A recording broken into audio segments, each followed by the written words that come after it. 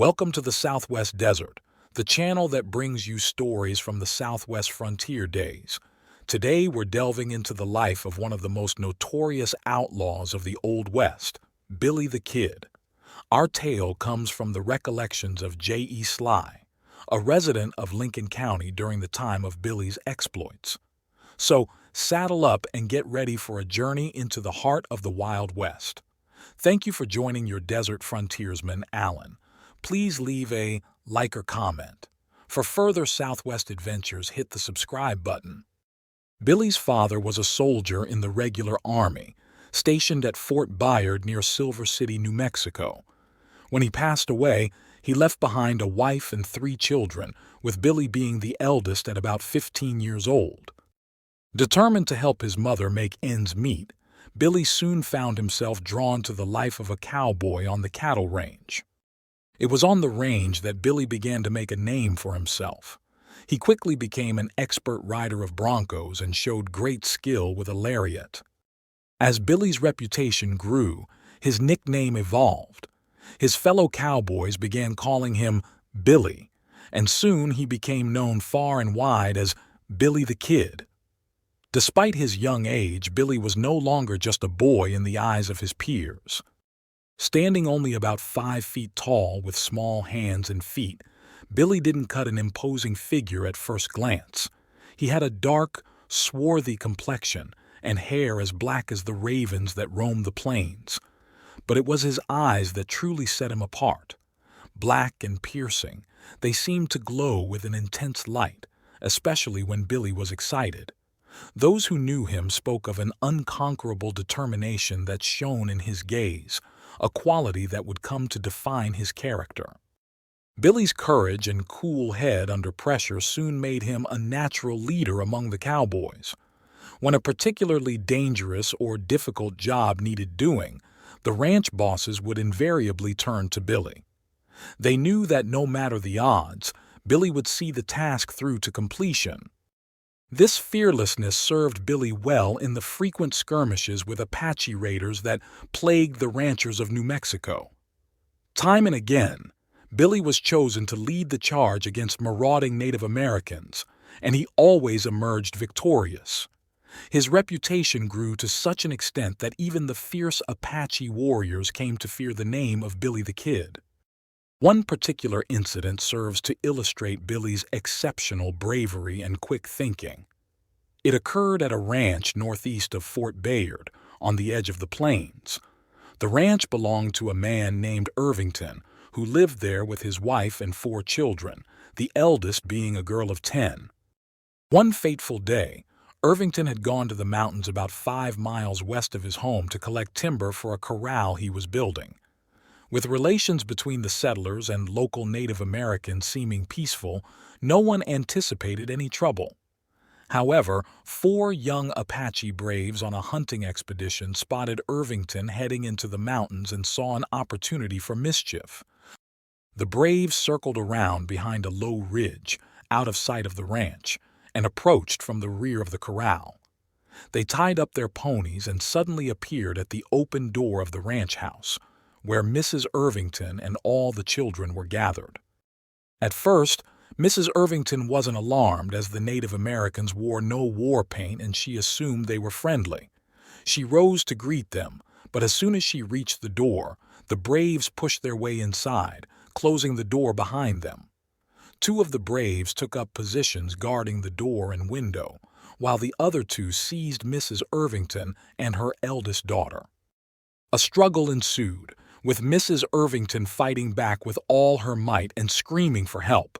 One of the Apaches struck her, knocking her unconscious. The other children, terrified, hid under the bed. Just when it seemed all hope was lost, the door burst open with a bang. In that moment, Billy the Kid leaped into the room, his guns blazing.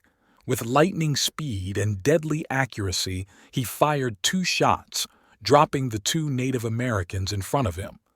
One of the remaining braves managed to slip out of the room and escape, but the last one stood his ground, determined to fight. The brave got off 1 shot but missed. Billy, cool as ever, returned fire and put an end to the threat. Without missing a beat, Billy checked outside for the escaped brave, only to see him fleeing across the valley on his pony. When the dust settled, Billy found the entire family safe and unharmed, save for the blow Mrs. Irvington had received. The family could scarcely believe that this young man, single-handed, had killed 3 of the attackers and driven off the 4th. As it turned out, Billy had been out on the range when he spotted the 4 braves heading towards the ranch. His keen instincts told him something was amiss, so he followed them, arriving just in time to save the Irvington family from a terrible fate.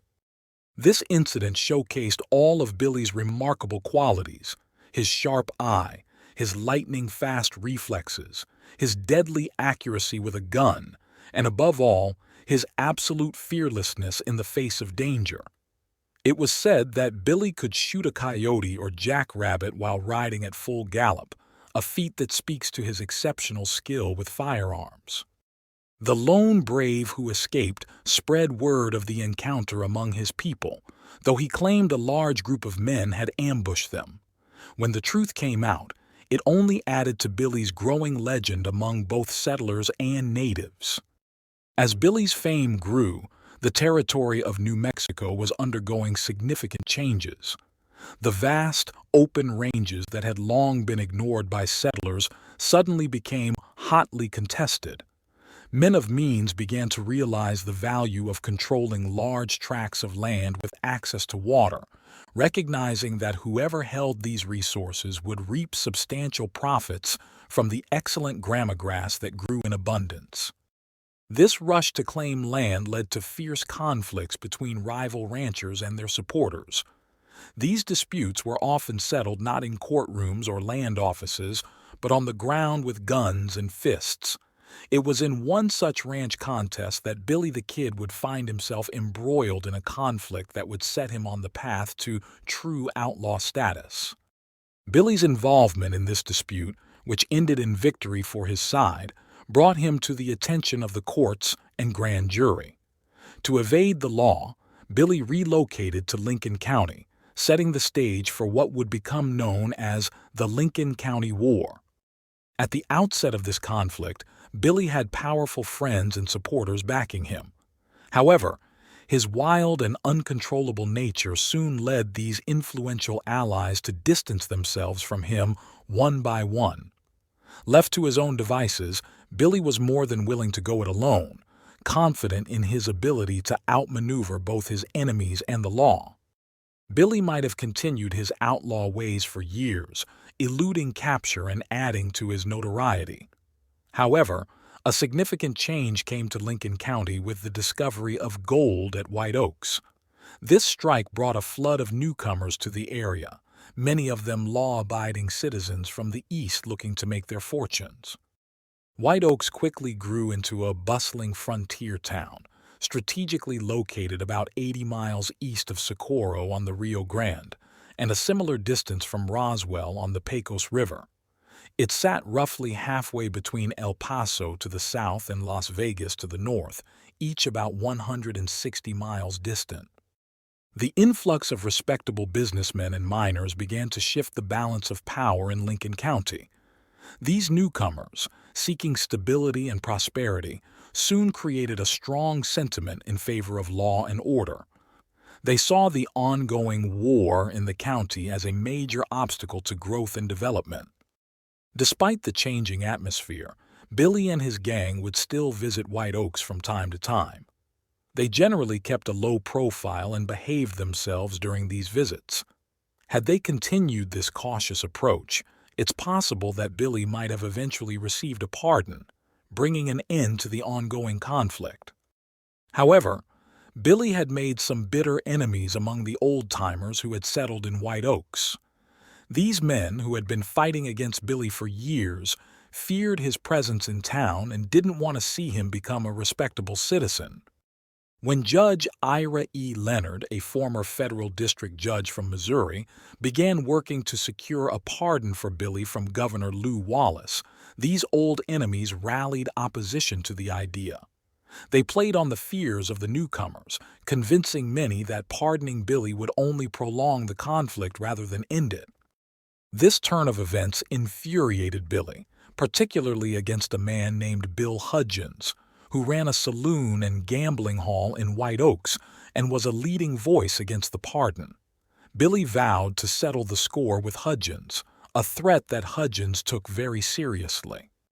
Hudgens managed to turn one of Billy's own gang against him, using whiskey to loosen the man's tongue and gain information about Billy's movements and intentions.